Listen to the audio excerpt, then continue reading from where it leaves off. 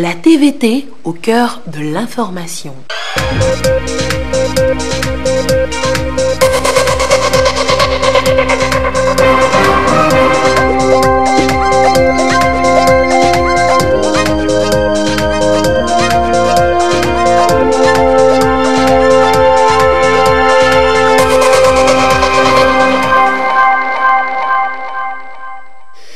Bonsoir, il est 20h. Dans l'actualité ce soir, le plan national de développement, objet ce vendredi d'une rencontre d'appropriation à la présidence de la République. Il s'agit notamment pour les acteurs de se familiariser avec les grands axes stratégiques. La réunion a été présidée par le Premier ministre, Commissaire Classou. Vieillir bien. L'INAM pendant 2 jours a entretenu les personnes du 3e âge sur leur mieux-être. Ce soir, nous verrons les filets sociaux mis en place pour assurer la protection du 3e âge et ce sera le dossier de cette édition. À suivre du 6 au 11 novembre prochain, la 7e édition du Festival de films documentaires de Blita. L'événement a été annoncé ce vendredi à l'Institut français de Lomé. On en saura un peu plus tout à l'heure en fin de journal. Et voilà, madame, messieurs, le sommaire. Bienvenue aux 20h. Le Togo d'ici à 2022, à quoi ressemblerait notre pays en matière de développement? Un bilan national, un plan national de développement a été défini pour les 5 prochaines années. Ce vendredi à la présidence de la République, gouvernement, partenaires en développement, acteurs du secteur privé, tous se sont familiarisés avec les grands axes stratégiques du PND. À l'occasion, le Premier ministre leur a demandé de travailler tous ensemble, main dans la main. Écoutez ça là. Gouvernement, partenaires au développement et surtout du secteur privé s'approprient ici les fondamentaux du plan national de développement qui couvre la période 2018-2022 après son élaboration dans une démarche inclusive et participative, son adoption en Conseil des ministres et sa présentation lors du dernier forum Chine-Afrique. Ce plan est désormais le seul cadre de référence des politiques de développement au Togo. Ainsi, les projets prioritaires inscrits dans ce plan sont ici revisités et les facteurs de réussite sont connus de tous les acteurs. L'objet de l'atelier de ce jour, c'est de pouvoir poursuivre et puis concrétiser effectivement certains des engagements déjà qui sont en train d'être conclus, de manière à pouvoir développer davantage les partenariats publics-privés pour que le secteur privé, comme acteur véritable de la transformation structurelle et du développement économique et social du Togo, puisse effectivement s'inscrire pleinement dans la dynamique et aller dans la réalisation des projets structurés et concrets que le PND promeut. Aux côtés du gouvernement, le patronat participe à la mise en place des agropoles. Et en ce sens, nous sommes à plus d'un titre intéressés. Et pour dévancer l'événement, le patronat récemment a mis en place un guide qui vous indique comment investir dans l'agriculture. À l'initiative du chef de l'État et du gouvernement, les acteurs nationaux du secteur privé s'imprégneront durant 2 jours les différents projets prioritaires du PND en vue de son appropriation en lien avec les 3 axes interconnectés de ce nouveau plan. À la demande du chef de l'État, garant de la vision de l'émergence du Togo, nous voici encore réunis afin de travailler sur les fondamentaux d'une réelle appropriation du PND. Rappelons que ce PND est bâti sur un triptyque fortement interconnecté, à savoir faire du Togo un hub logistique d'excellence et centre d'affaires de premier ordre dans la sous-région. Développer des pôles de transformation agricole, manufacturiers et d'industrie extractive. Et enfin, renforcer les mécanismes efficients d'inclusion économique et sociale. Ce plan veut que nous puissions franchir l'ultime étape, celle de l'adoption en Conseil des ministres en août dernier, après tout le caractère inclusif et participatif qui a guidé l'élaboration du PND dans le but d'une réussite collective. À présent, nous sommes arrivés à la phase cruciale et stratégique de la mise en œuvre pragmatique des projets prioritaires et structurants contenus dans le PND, et ce, sur la période 2018-2022. En multipliant les initiatives innovantes de ces rencontres, c'est d'une part pour fédérer une grande diversité d'acteurs, car il est évident que la réponse efficace à apporter aux défis contenus dans le PND exige une approche fortement multi-acteurs, public, privé, partenaires au développement, société civile et j'en passe. Et d'autre part, pour converger les expertises et la compétence indispensables des uns et des autres. La réussite de la mise en œuvre du plan national de développement nécessite la mutualisation des efforts et l'établissement des partenariats. S'appuyant sur la diplomatie agissante du chef de l'État, le gouvernement togolais entend saisir la grande opportunité et les acquis du 7e Forum Chine-Afrique FOCAC pour renforcer la coopération sino-togolaise. Le Premier ministre a recommandé à cet effet aux acteurs de développement et du secteur privé d'établir un rapprochement entre le PND et les 8 composantes du FOCAC que sont la promotion industrielle, la connectivité des infrastructures, la facilitation du commerce, l'économie verte, le renforcement des capacités, la santé, l'échange entre les peuples, la paix et la sécurité. Le présent atelier, qui va s'étaler sur 2 jours d'intenses travaux, va vous permettre surtout, vous, mesdames et messieurs, les représentants et opérateurs du secteur privé, j'en suis persuadé, de vous approprier définitivement le contenu du PND et de vous positionner dès à présent par rapport aux 8 initiatives du FOCAC. C'est aussi l'occasion de nouer de partenariats solides avec vos homologues chinois dont nous saluons la présence de certaines sociétés de renom à cet atelier. Fort de l'adage qui dit, je cite, « Premier arrivé, premier servi », je voudrais exhorter l'ensemble du secteur privé togolais à identifier et élaborer rapidement des projets mûrs, attrayants, bancables et gagnant-gagnant à soumettre à nos partenaires chinois dans le but de mieux profiter des 60 milliards de dollars proposés pour être déposés dans la cagnotte du continent africain tout entier. Ce faisant, vous allez continuer par jouer votre rôle de moteur de la croissance économique du pays, mais aussi de créateur d'emplois massifs et décents.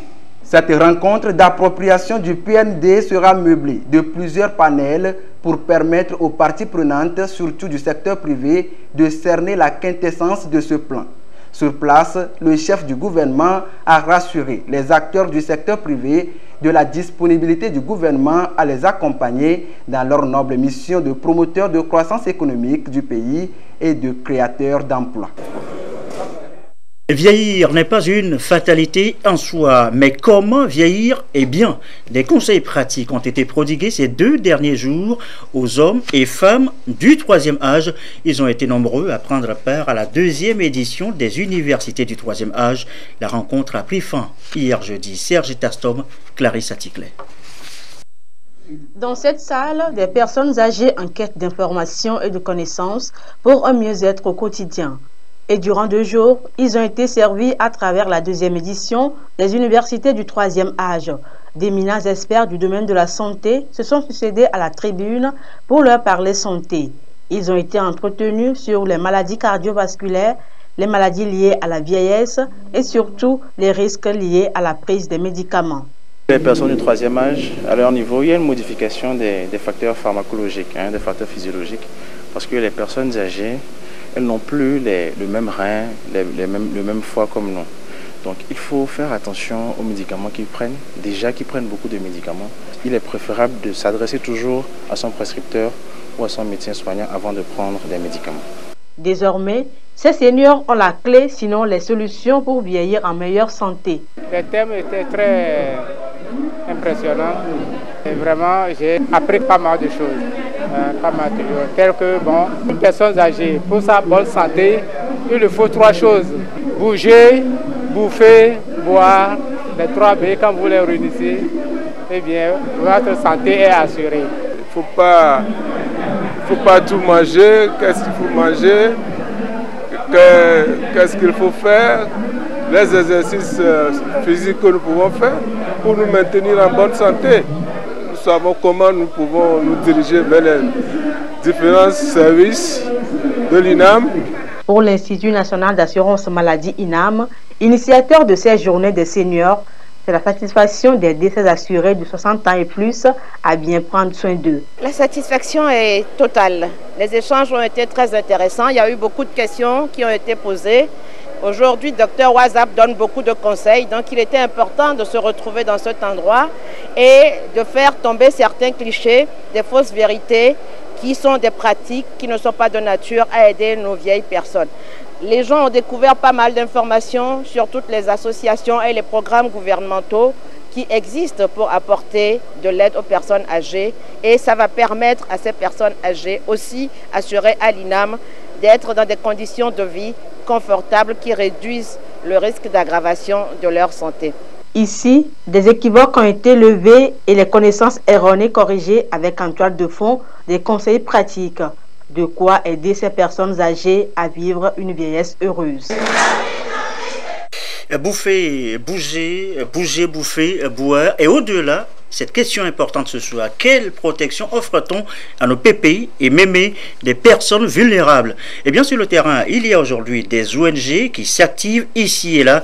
Côté État, quels sont les filets de sécurité mis en place pour assurer le bien-être des hommes et des femmes âgées? C'est le dossier de cette édition, dossier signé Clarisse Aticlet.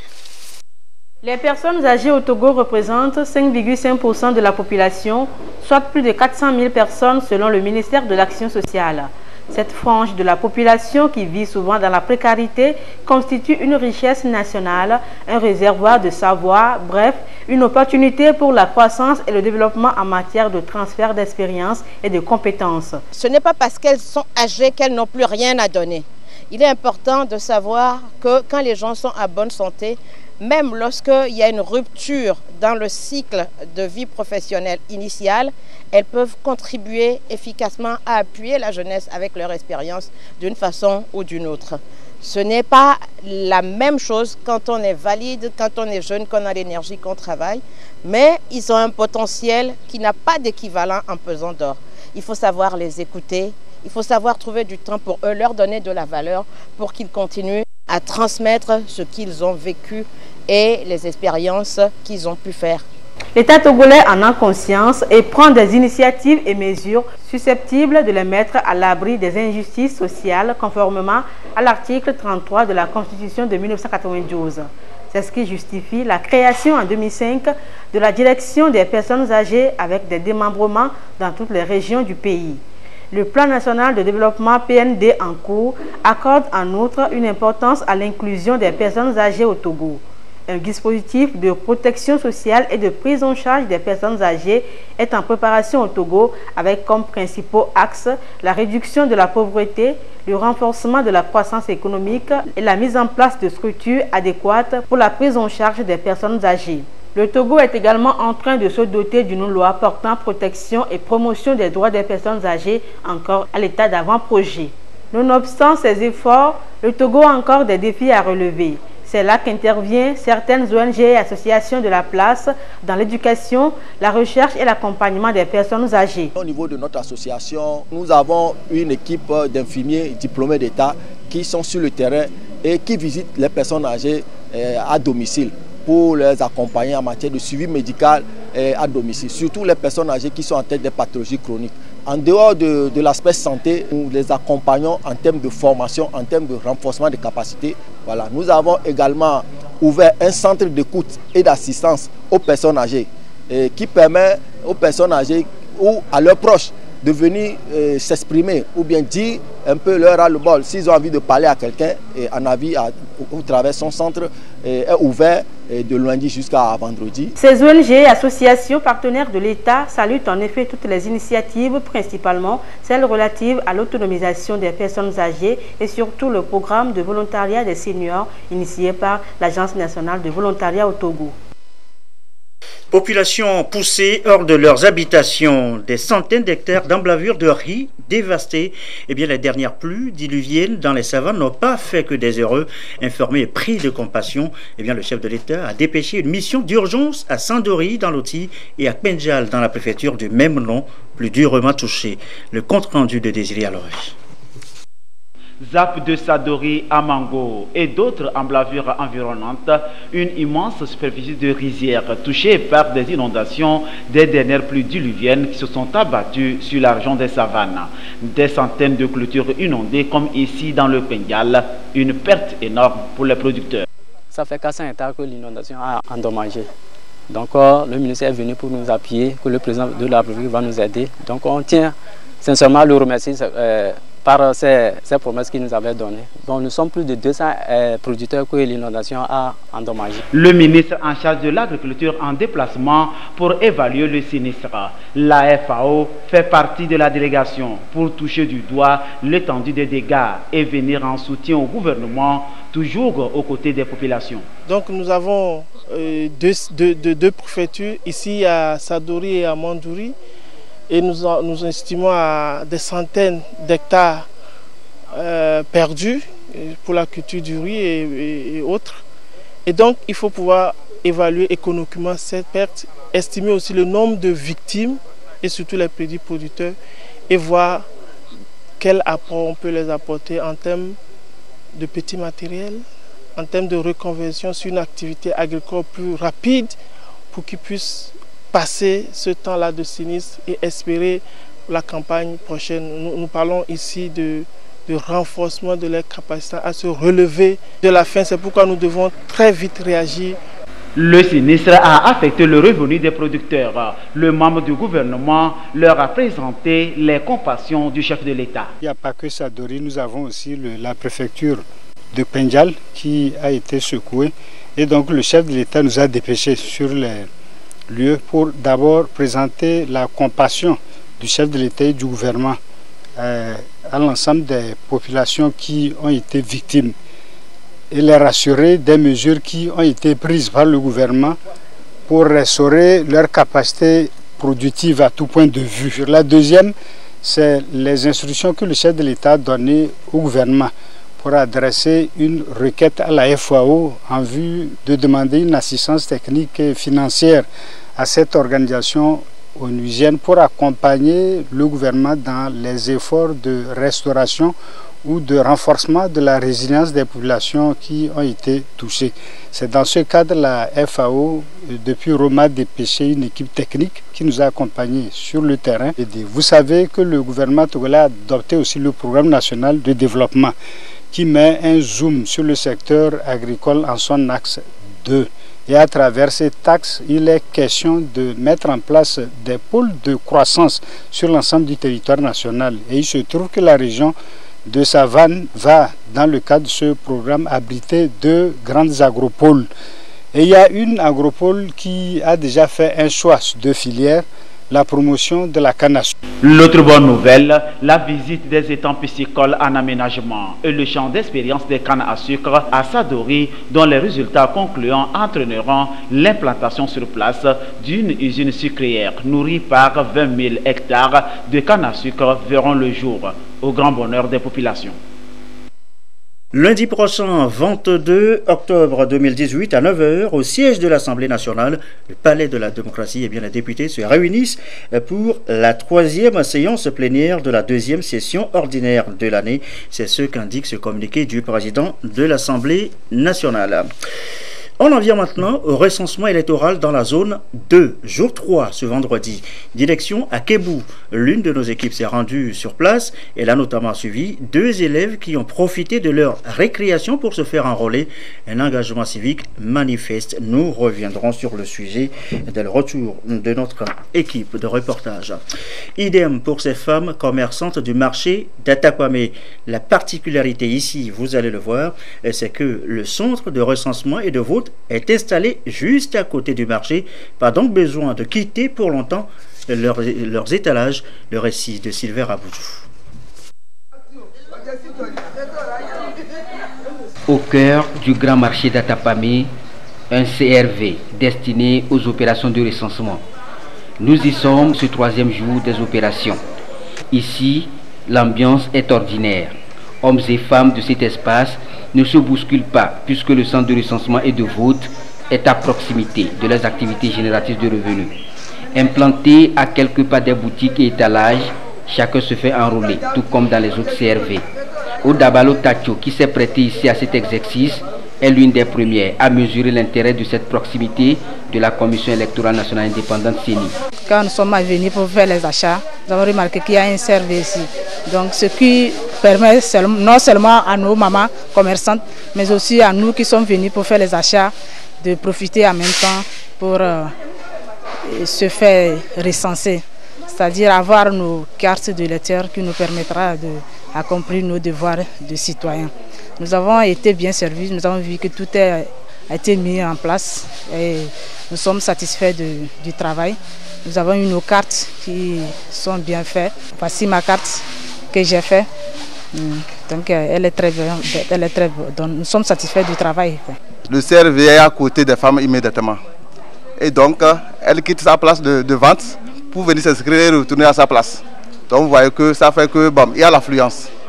Donc elle ne se gêne plus pour faire des kilomètres pour aller s'inscrire ou bien pour faire des dizaines de mètres pour s'inscrire.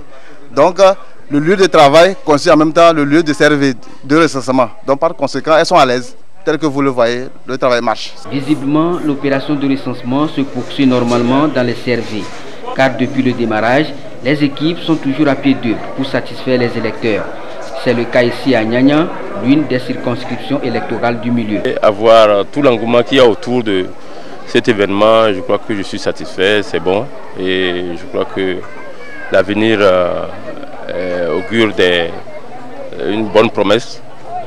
Et je crois que ça va aller. Disposer de sa carte d'électeur est donc un devoir civique qui permet à chaque citoyen de pouvoir voter lors des échéances électorales. Je suis contente d'avoir ma carte. J'invite tous nos concitoyens de la zone 2 à en faire de même. C'est ouvert, allez-y jusqu'au 24 octobre. La Commission électorale nationale indépendante appelle donc les populations à saisir cette opportunité pour se faire enrôler afin de permettre à la CENI de reconstituer un nouveau fichier électoral. Également de l'opération dans la région centrale, à Sokolé précisément. Chose vue et entendue à Tchawandé, le vieux quartier de la ville. C'est avec la marque Bojona. Les électeurs affluent ce 3e jour du recensement électoral dans les centres de recensement dans la commune de Sokodé. Les opérations se déroulent sans incident, à en croire les responsables des commissions listes et cartes. Et depuis le premier jour, on a tellement de l'affluence. On nous a envoyé un circuit. On a dit appeler le président de la CENI et nous a encore envoyé le deuxième. Jusqu'à présent, il y a de l'affluence à Kamadé. La carte électorale est comme une torche. Quand tu vas à un voyage, il faut préparer une torche. Tu ne sais pas si la nuit va te tomber en cours de route. Donc, il faut que chacun vienne se faire recenser pour qu'il garde sa carte, quel que soit le parti politique auquel il appartient. Ici, comme dans les autres centres de recensement, les citoyens en âge de voter sont satisfaits des efforts des équipes et sont fiers d'obtenir leur carte d'électeur biométrique. Je suis là pour me faire recenser. J'invite mes camarades en tant que femme à venir se faire vite leur carte d'électeur. Le recensement est un droit civique et il faut le faire parce que seul le jour du vote que tu décideras qui tu veux. J'invite sincèrement la population de Sokodé, Tchaoudjo en particulier, pour venir faire ce devoir civique. Plus que 5 jours pour les citoyens en âge de voter de se faire recenser sur les listes électorales, sans quoi ils ne pourront pas élire le candidat de leur choix lors des scrutins à venir. Autre sujet évoqué ce soir, mais avant ce communiqué dans la foulée, donc ce communiqué de la CENI, le communiqué sur le démarrage du recensement électoral en zone 2. Le président de la Commission électorale nationale indépendante, CENI, communique donc. L'inscription sur les listes électorales a démarré le mercredi 17 octobre dernier pour les circonscriptions relevant de la zone 2 et prend fin le mercredi 24 octobre 2018. À cet effet, conformément aux dispositions du Code électoral en son article 64, les citoyens en âge de voter sont priés de se présenter dans les centres de recensement et de vote CRV de leur résidence habituelle munis de l'une des pièces suivantes: passeport, carte nationale d'identité, carte consulaire, livret de pension civile ou militaire, livret de famille. Les citoyens ne disposant pas de ces pièces seront recensés sur la base du témoignage des chefs traditionnels ou des notables présents dans les CRV en qualité de personnes ressources. Durant cette période, les centres de recensement et de vote sont ouverts tous les jours de 7h à 17h. Pour rappel, la deuxième zone de recensement comprend les CELI suivantes: Amou, Ogouani, Wawa Kebu, Blita, Sotuboamo, Chamba, Tchaoudjo Basser, Dankpen, Assoli, Koza, Bina, Dofelgou, Kéran, Oti, Oti Sud, Tandjouaré, Penjal, Penjal Ouest et Tone, Saint-Cassé. La CENI compte sur le patriotisme, l'engagement et la forte mobilisation de tous les citoyens pour la réussite du processus électoral en cours. Autre sujet évoqué ce soir, la bourse des valeurs. On en entend souvent parler, mais pas évident que tout le monde comprenne grand-chose. La bourse régionale des valeurs mobilières vient de tenir la 13e édition de ces journées à Lomé et faire entrer la culture boursière dans les mœurs. Et c'est justement l'objet de ces journées à Lomé. Les précisions de Antoinette Omaovavor. À l'ère des mutations économiques et financières des pays de l'UEMOA, il est important, voire primordial, d'adapter le marché des capitaux aux besoins de financement afin de pouvoir mobiliser des ressources pour financer le développement des États de l'Union. À cette 13e édition des Journées de la Bourse régionale des valeurs mobilières BRVM, il est question d'accélérer la vulgarisation de la culture boursière au sein de l'Union. Au cours de ces dernières années, la BRVM a enregistré 5 441 milliards de capitalisation du marché des actions, 3 290 milliards de capitalisation du marché obligataire, 186 milliards de valeurs de transactions, 45 sociétés cotées, 42 emprunts obligataires cotés, dont un du Togo, 540,23 milliards distribués sous forme de dividendes et d'intérêts en 2017. Ces indicateurs témoignent de la bonne évolution des activités de notre bourse depuis sa création et surtout du dynamisme de son segment obligataire au service du financement des économies de notre Union.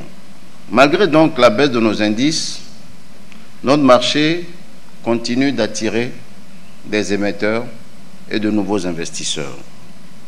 Nous avons ainsi poursuivi le rythme d'admission de nouvelles sociétés à la cote avec 8 nouvelles introductions depuis 2013 et la bonne nouvelle, c'est une offre publique initiale de vente d'actions qui va démarrer demain, celle d'Aura Group, pour un montant de 56,92 milliards de francs CFA. Il s'agit de la plus importante offre publique jamais réalisée sur le marché financier régional depuis sa création. C'est avec une grande satisfaction que la BRVM a pris la décision des autorités togolaises de promouvoir l'actionnariat populaire en ouvrant le capital de certaines entreprises au privé. 6e bourse africaine et 2e bourse de la CEDEAO de par sa taille, la BRVM veut faire de cette institution boursière un arsenal incontournable dans le financement à long terme des économies des pays de l'Afrique pour une croissance plus forte et mieux partagée. C'est pourquoi dans son plan stratégique 2018-2020, les PME-PMI ont été prises en compte pour leur faciliter l'accès à des capitaux à long terme pour financer leur croissance. Également dans l'actualité ce soir, les secteurs de la commande publique au Togo désormais en association. Association togolaise des experts en commande publique ATECOP, c'est son nom. Elle a été portée sur les fonds baptismaux ce vendredi et se veut un conseil pour un marché public efficient. Augustin Cossier pour plus de précisions. Un espace d'échange et de concertation pour les professionnels et experts de la commande publique au Togo, c'est chose faite. L'organe devant leur permettre de s'exprimer d'une seule voix a vu le jour. L'Association togolaise des experts en commande publique, ATECOP.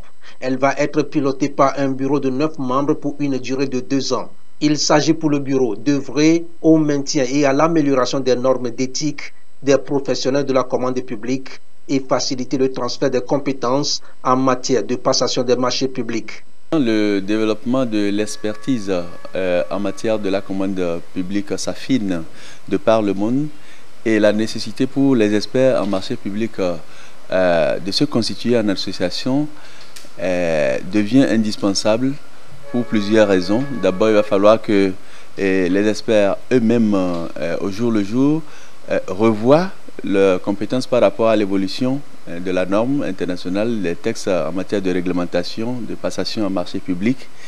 Et aussi, il leur faut créer une entente, une solidarité entre eux-mêmes, développer les compétences en matière de marché public et surtout développer les normes d'éthique en vue de la lutte contre la corruption en marché public. Il faut que l'argent du contribuable soit bien utilisé et les acteurs en matière de développement doivent veiller à ce qu'il n'y ait pas de gaspillage, ni de fuite, ni de pratiques frauduleuses qui réduisent la bonne utilisation des finances publiques. Ils veilleront ainsi à travers leur appui technique et conseil à la bonne exécution des procédures de passation des marchés publics et contribueront au respect des réglementations en vigueur.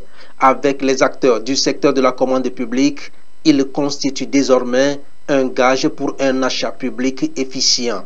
Et tout ceci en apport avec ce que fait déjà l'autorité de régulation des marchés publics pour un développement socio-économique inclusif du Togo. Il est 20h32. L'actualité à l'étranger. La nuit vient de tomber sur la justice béninoise. Réaction fracassante de l'Union sociale libérale, le parti de Sébastien Javon. Il en est le président d'honneur. L'opposant et homme d'affaires, ainsi que 3 co-prévenus ont été reconnus coupables hier de trafic international de cocaïne à haut risque. Ils ont été condamnés à 20 ans de prison et 5 millions de francs CFA d'amende. Ses avocats contre-attaquent ce vendredi. Allez, on referme ce journal sur le festival de films documentaires de Blita Festop, je vous l'annonce en titre. Les couleurs de la 7e édition ont été annoncées ce matin à l'Institut français de Lomé. Ce sera du 6 au 11 novembre prochain. Yasmine Kodia pour plus de précision. Le ton est donné pour la 7e édition du Festival du film documentaire de Blita Festdob. L'événement va regrouper les cinéastes, les producteurs, les réalisateurs de l'Afrique de l'Ouest et du Centre autour de 13 films. L'édition 2018 de Festdob veut célébrer la femme. Une fête de production cinématographique autour de la promotion de l'égalité du genre. Cette année, nous allons mettre l'accent sur des formations et des sensibilisations en leadership de la femme, sur le leadership de la femme en politique, sur les questions sociales concernant la femme et aussi sur donc, la relation homme-femme et les forces et les faiblesses aujourd'hui. Comment est-ce que nous pouvons harmoniser tout cela pour, comme je dis toujours, pour le mieux vivre. Alors, Blita est une ville extrêmement attrayante du point de vue de sa localisation, du point de vue des atouts climatiques qu'elle offre et aussi du point de vue de son histoire. Parce que Blita, nous savons, était un pôle très fort où se faisaient des échanges commerciaux du fait de toutes les régions qui venaient. C'est une ville commerciale dans l'histoire. Et puis, il y avait aussi sa gare qui représentait un attrait pour tous les commerçants même des pays alentours. Le festival du film documentaire de Blita Togo est une occasion pour les promoteurs de créer un cadre rendant plus professionnel le domaine de la production dans l'industrie cinématographique. Les jeunes cinéastes seront à cet effet à l'honneur. FESDOB est un événement culturel créé en 2011 en vue de promouvoir le cinéma, en particulier les films documentaires, courts et longs métrages. C'est aussi un lieu de rencontre et d'échange entre professionnels du cinéma. Le sort jeté à la fin. Quelques communiqués avant de refermer cette édition du soir. Il est ouvert à compter du 19 octobre 2018 à l'intention des Togolais des deux sexes. Un concours national de recrutement d'enseignants du primaire et du secondaire général pour le compte du ministère des enseignements primaires, secondaires et de la formation professionnelle. Le dit concours est ouvert pour répondre dans chaque région du pays aux besoins en enseignants. Les candidats retenus à l'issue du concours serviront donc principalement dans les régions qu'ils auront choisies au moment du dépôt de dossier de candidature. Vous trouverez donc les précisions dans le quotidien national Togo Presse. Autre communiqué de la télévision togolaise. En raison des travaux d'entretien sur l'ensemble de nos équipements, nos programmes seront fortement perturbés dans la journée de samedi 20 octobre 2018. Demain donc, nous vous rassurons que toutes nos équipes techniques sont déjà à pied d'œuvre, en vue de minimiser la durée des travaux. Nous vous remercions pour votre compréhension. Autre communiqué, le dernier ce soir, le ministre de la Communication, de la Culture, des Sports et de la Formation civique invite M. Kodouagou Koupana, numéro matricule 06 38 20 N, développeur d'applications en service à la télévision togolaise, qui a abandonné son poste à reprendre impérativement service au plus tard le 29 octobre 2018. Passé ce délai, il sera considéré comme démissionnaire. Et puis ce soir, à partir de 21h, vous suivrez votre émission Au cœur de la nation, l'entrepreneuriat des jeunes. Voilà l'une des priorités que le gouvernement togolais s'attelle à rendre effective, et l'un des mécanismes pour y parvenir, eh bien, c'est Jeudi Jose, une plateforme d'échange et d'expérience et de formation des jeunes entrepreneurs. Et pour les 3 ans de la plateforme Au cœur de la nation, donc la parole ce soir aux responsables et aussi aux bénéficiaires. Rendez-vous donc tout à l'heure à 21h avec Anita Atigakou. Et voilà, et ceci referme donc ce journal. Merci à vous qui nous suivez ce soir à Akebou et partout ailleurs dans les plateaux. Et comme d'habitude, toujours fidèlement, excellent week-end.